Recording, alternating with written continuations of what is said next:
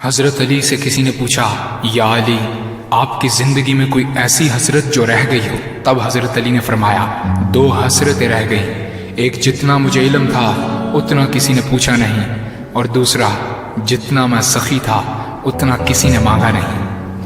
آپ نے فرمایا، زندگی کے 3 سنہری اصول ہمیشہ یاد رکھو۔ ایک یہ، اس سے ضرور معافی مانگو جسے تم چاہتے ہو۔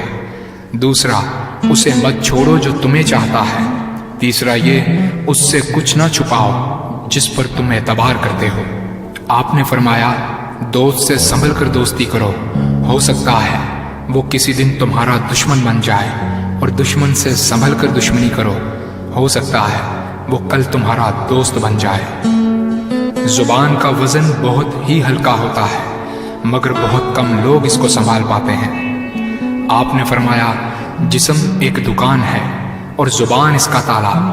جب تالا کھلتا ہے تو معلوم ہوتا ہے کہ دکان سونے کی ہے یا لوہے کی۔ زندگی تیز ہواؤں کی مانند ہے، جس نے اس کی آندھیاں برداشت کر لی وہ کبھی غم کی گھٹا نہیں دیکھتا، سر سبز و شاداب باغ دیکھتا ہے۔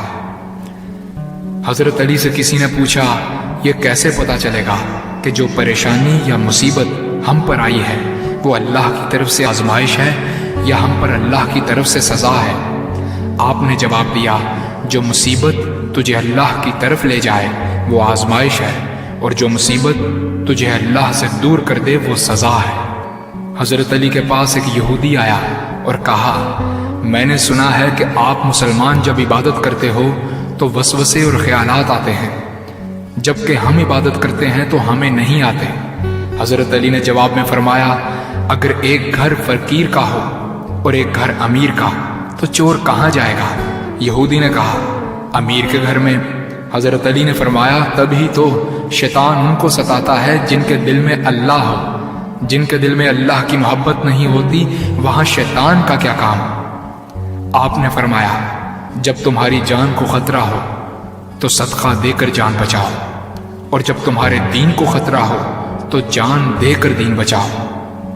آپ نے فرمایا، یہ زندگی 2 دن کی ہے، ایک تمہارے حق میں اور دوسرا تمہارے مخالف۔ جس دن تمہارے حق میں ہو اس دن غرور مت کرنا، اور جس دن تمہارے مخالف ہو اس دن صبر کرنا۔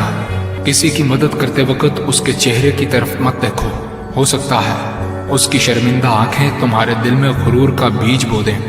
3 چیزیں ایمان کو تباہ کر دیتی ہیں، امیروں کی محفل، عورتوں کی صحبت اور جاہلوں سے بحث۔ حضرت علی نے فرمایا، جانور میں خواہش اور فرشتے میں عقل ہوتی ہے، مگر انسان میں اللہ پاک نے دونوں رکھی ہیں۔ اگر وہ عقل دبا لے تو جانور، اگر خواہش کو دبا لے تو فرشتے کی مانند ہو جاتا ہے۔